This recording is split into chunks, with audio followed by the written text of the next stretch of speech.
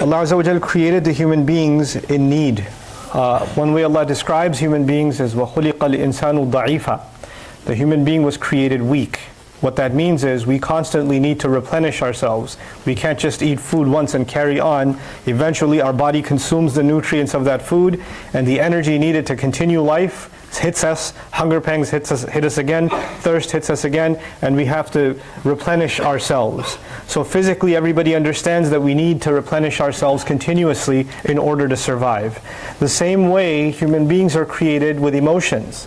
And we have certain emotions, or even a functioning mind. You can't constantly be serious, or you can't constantly be thinking about the math problem you're trying to solve, or the book you're trying to read. You need a mental break. At some point the brain runs out of juice. It runs out of batteries, and you got to stop, and you got to go shoot some basketball or play a video game or do something to take a break. And the same thing happens when you're emotionally stressed. So our minds need a break sometimes. Our body needs a break. And Allah literally created the night so that it can become subat. The body can take a break, and it literally dies so it can recharge, right?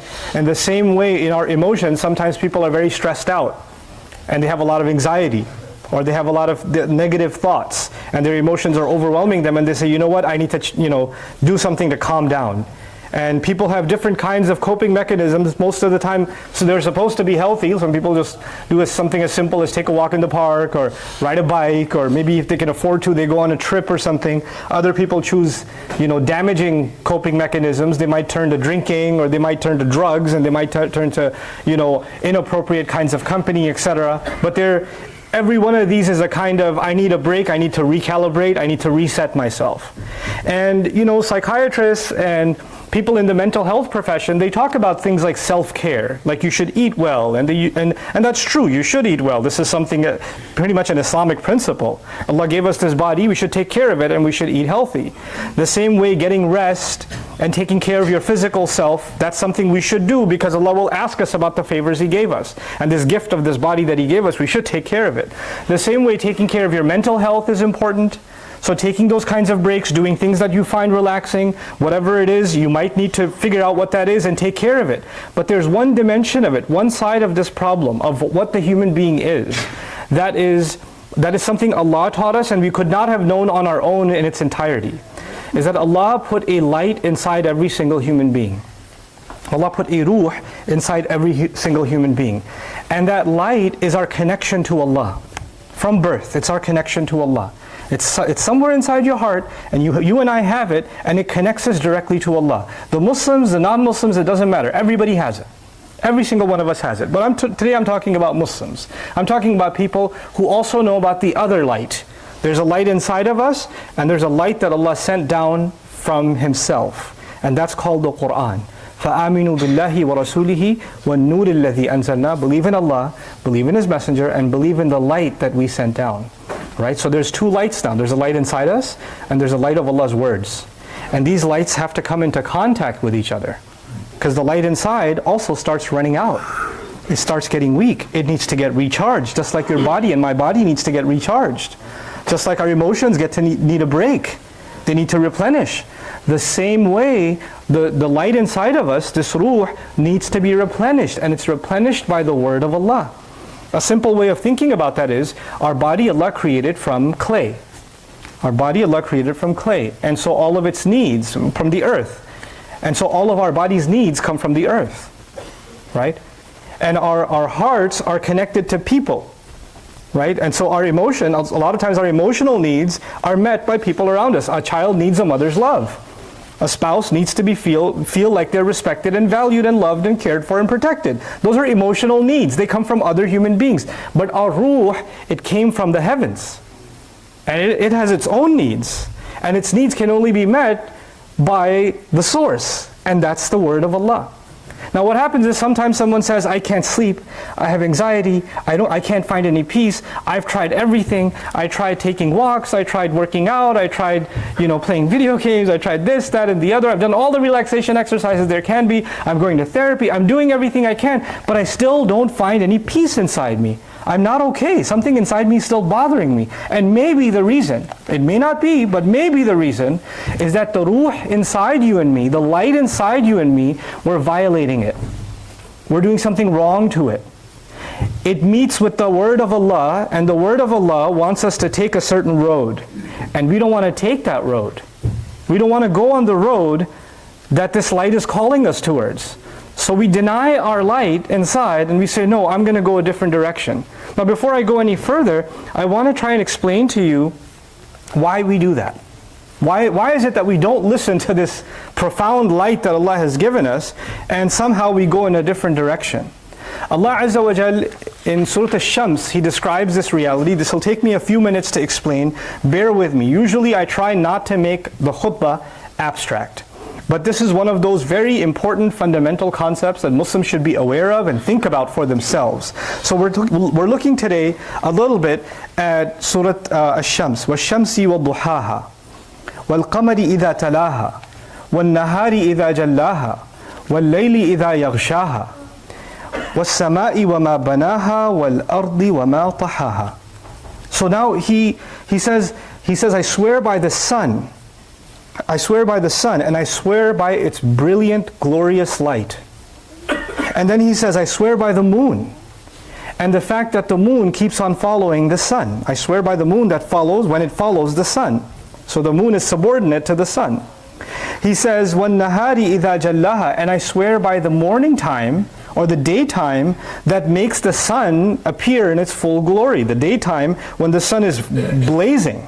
وَاللَّيْلِ إِذَا يَغْشَاهَا, and I swear by the night when it covers up, the nighttime that covers up the blazing light of the sun. Reality completely changes between night and day.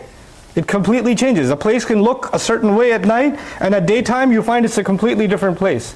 But previously I've talked about this at a different occasion. I went one time to an island, and I arrived there it was actually in Bermuda. I went to Bermuda to meet the Muslim community there a long time ago. And when I went there, arrived at nighttime, and we're driving through from the airport, and it's all pitch black outside. You can't see anything.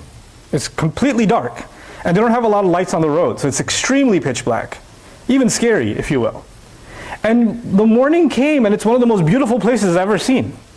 It's green, it's brilliant, the sun is blazing on the ocean floor, but you couldn't see any of that at nighttime. Reality completely changed between night and day, right? So he says the night, as it covers up the glorious light of the sun. And then he says, وَالسَّمَاءِ وَمَا بَنَاهَا, and I swear by the sky, and what an incredible creation, what an incredible construction it is. What a constant it is. وَالْأَرْضِ وَمَا طَحَاهَا, and the earth as it's been leveled out. And how incredibly it's been leveled out. Now, these analogies that Allah is giving, these images that Allah is describing, first He described the sun, then He described the moon. Then He described the night, and then He described, or the day and then the night. And then the sky and then the earth, right? But what does that have to do with where I started? I started with ourselves, and a need inside of ourselves. Allah says, وَنَفْسٍ وَمَا سَوَّاهَا. All of these images culminate, the conclusion of all of these images is for you and me to understand one thing. Not the universe outside of us, but the universe inside of us. He says, I swear by the nafs, a person, our own self. He swears by our own self. To Allah, this self, you and me, that He created is a remarkable creation. And to understand it, to understand myself, Allah wants to give us a picture of some things you will learn about yourself if you contemplate the sun and the moon, and you contemplate the night, or the day and the night, and you contemplate the sky and the earth. Then you'll learn something about who? Yourself. And He says, وَمَا سَوَّاهَا, and what incredible balance He's created with. This person has an incredible ability to balance. And he's been made in a very balanced, or he or she's been created in a very balanced way. Now the first thing you can see a correlation already, Allah did balance the sun and the moon. They have their own place and they're perfectly balanced. One little bit out of balance and the solar system gets destroyed. The night and the day are perfectly balanced. They're constants. The world can go through all kinds of chaos, but the night and the day are going to do what they do. They're going to keep on rolling. Our life can be put on hold, but the sun is not going to be put on hold. We would wish that time would go by faster, or time would slow down, or time would go back, but it's going to, like clockwork, it's regular, it's steady, and it's perfectly balanced. Allah says that kind of a balance actually exists inside you and me. There's a balance inside us. Right? The problem with that statement is when we look inside of ourselves, we don't find balance. We find chaos.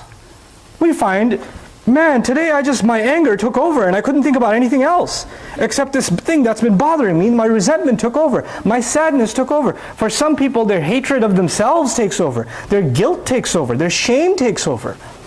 For some people, it's their anxiety of the future that takes over. Something or the other inside of us creates all kinds of imbalance. Some people just say, I gotta think about work. I can't think about anything else. And they're ignoring all kinds of things they should be worried about, and their life is out of balance. Some people are just, I don't want to think about my problems, and they keep eating cheese doodles, and they're destroying their body and their mind. And their life is out of balance. And Allah says He made you and me with an incredible precision of balance. And then He described it. He said, فَأَلْهَمَهَا فُجُورَهَا وَتَقْوَاهَا. He said He inspired it. Now common translations say that He inspired this person, each and every one of us. He put inside of us its own fujur and its own taqwa. They translate this as sinfulness and piousness. Sinfulness, and because fajr is a sinner in Arabic. But the word fujur actually comes from fajr. And fajr originally actually means explosion. Explosion. And when rocks burst and waterfalls come out, فَانْفَجَرَتْ مِنْ هُثْنَةَ عَشْرَةَ عَيْنًا. 12 springs exploded out of the boulder. Infijar was used. When the sky is going to explode on Judgment Day, infajarat. إِذَا السَّمَاءُ انْفَجَرَتْ. So the idea of fujur is actually a kind of explosion. And by the way, if you go to the beginning, the sun in the daytime is exploding with light. It's a brilliant, aggressive being that God created, that Allah created, this sun, that is constantly exploding. And by the way, scientifically, there are constantly explosions happening in the sun. There are constantly explosions happening on the sun. And it comes out in its full glory, just bursting. What does that have to do with you and me? Allah says, Allah put impulses inside us, feelings inside us that want to explode. You're having a conversation with someone and they say something and you have a great response inside you. You've got a nuclear war response ready to put them in their place. And it's right there ready to what? Explode. Allah says He inspired the human being with the ability to be impulsive with their feelings like animals have. Animals feel threatened and they attack. They don't think about it, they just attack. Animals feel an urge and they do. Animals feel hungry and they eat. Human beings have some of the same mechanisms. We want to act immediately, impulsively. كَلَّا بَلْ تُحِبُّونَ الْعَاجِلَةِ. You love to rush into things. We're impulsive. And so Allah says He put inside us these very powerful emotions and these powerful impulses that want to explode inside us. We just want to do it. We just want to feel better. We just want to act it out. Once it comes, it takes over and you're not even yourself anymore. And it's not even about one emotion. I gave the example of anger, but it's not just about anger. It could be about lust, it could be about greed, it could be about fear, it could be about anger, it could be any number of these emotions that can become impulsive and you can't control them. And then Allah says, وَتَقْوَاهَا. And He inspired each of us with the ability to protect ourselves from our impulses. He gave us both. He gave us the accelerator and He gave us the brakes. And He gave us both. And you kind of need both, don't you? Because without the accelerator, the car doesn't move. And without the brakes, you're not going to be able to stop. You're going to crash into something. What Allah is telling us is every one of our emotions is actually something that's needed. That's needed. But if you don't stop and protect yourself from letting it overrun you, then it's going to become an explosion. It's an explosive power. And you have to control it. And so Allah gave human beings the ability to measure and control and protect themselves from their own selves. From their own selves. And any one of those emotions that becomes overrun and you're only thinking about yourself, and those feelings are the most important thing to you, when that happens, then you're not even protected from your own self. So Allah says in another place in the Qur'an, وَمَنْ يُوقَ شُحَّ نَفْسِهِ فَأُولَٰئِكَ هُمُ الْمُفْلِحُونَ. In Surah At-Taghabun He says, whoever has been protected from the greed and the impulse they have inside of themselves, those are successful people. Those are the successful people. what I'm saying to you is, let's talk about some of these emotions now, some of these impulses that Allah put inside of us. And now I'm not talking about the animal ones, you understand those already. But some of the ones that make human beings unique, not like birds, not like camels, not like, lions. We have some unique impulses inside us that other animals don't have. The desire to mate, or the desire to have a safe home, or the desire to protect, or the desire to mark your territory, we share that with other creatures. You put a fence up, right, and a bird puts its nest out. It does that. And it even, we have alarm systems, and birds start chirping, and we think that they're chirping because it's a beautiful sound. They're actually warning other birds not to come near. That's what they're doing when they do that, And you notice, some of you notice birds keep smashing into your window, and they don't stop. That's not because they're dumb, because they see a reflection, they think it's another bird in their territory, and they attack it. So just like human beings, right? Umamun amthalukum, Qur'an says. We have things in common with them. But what are some impulses that are unique to us, that we have, that animals don't have? For example, the need to be heard. The need to be heard. Like, I'm not talking about, did you hear what I'm saying? Sometimes you're talking to somebody, and you're explaining yourself, and they're like, and you're like, you're not hearing what I'm saying. You're not listening to me. You're dismissing what I'm saying. They can hear but not hear. They can hear and not hear, And they can say they understand but not, and you can feel like I'm not being heard, I'm being dismissed, I'm being ignored. The need to not be ignored is a human need. Cats don't care. Birds don't care. But human beings care when they feel like they're not being heard. Like when you're talking to somebody and they don't even look up from their phone, you feel dismissed, But a dog doesn't mind. You have a problem with that. We have a need to belong. We have a need to feel like we're accepted. We have a need to feel not judged. We have a need to not be reminded of our mistakes. A need to feel safe, not just physically safe, emotionally safe. We have these different emotional needs inside of us that are met by the people around us, or they're supposed to be. Like a child is supposed to feel safest with their mother, for example, right? Or the spouses are supposed to feel safe with each other. Spouses are called clothing for each other. You know why they're called clothing for each other? Because when you wear your clothes, nothing about you is hidden from your clothes. Your clothes touch everything. Your clothes know everything. They know all the secrets. Because there's a part of them that faces outside, but there's a part of them that faces inside. And so the clothes know the ugly. The clothes know the good. The clothes know everything. No, there's nothing hidden. And for a spouse to share everything with their spouse is a scary thing, because you're letting somebody into your very inner self. And sometimes what happens when you share something, and later on in an argument they bring it up to shame you or to attack you, you start questioning whether I should have opened up. Now these needs that I mentioned, the need to feel safe, the need to find a confidant, the need to have someone to talk to, the need to be heard, the need to feel loved, the need to feel protected. These are necessary needs, not just physical ones, but emotional ones.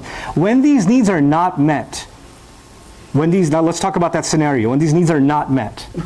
When somebody says, I don't feel loved, I don't feel like anybody cares at home about me, I don't feel like I'm respected, I don't feel dignified, I don't feel understood, I feel constantly judged, I feel overlooked, I feel ignored. When you have these feelings, then just like when you don't get food and you say, I gotta eat, right? You don't have food, you gotta eat. When you don't have rest, you gotta go to sleep. Your body's tired, you gotta go to sleep. When these needs are not met, you and I try to find something, human beings try to find something to fill in that gap, to feed that void. And when we're about to feed that void, then comes Allah's light. Because Allah says, you can feed this light, but here's the way you should, and here's the way you shouldn't. Okay? Because whenever you say, I don't feel like anybody in my family listens to me, I need to find somebody to talk to. There's a halal way to find somebody to talk to, and there's a very haram way to find somebody to talk to. There's a dark road you can go. And Allah's light will come inside you before you accept the message, and before you write back, or before you make a call, and it's going to say, that's not a right way to go. That's not good. And you say, don't talk to me right now. I just need someone to talk to. I need an escape. You understand? So that what's going to happen inside you is these feelings, these emotions that are very powerful because they're explosive, remember? They're explosive. But Allah put that light inside us so we can protect ourselves from those explosions. That's what He gave us. But the thing is, when that struggle happens inside you and me, where we're trying to follow this light that Allah has given us, and every one of us has it, every one of us feels it. There's something, and by the way, the imagery, I didn't even go deep into it, the imagery of the night, the dark, you know, there's no light. But even then, the moon is still a little bit there.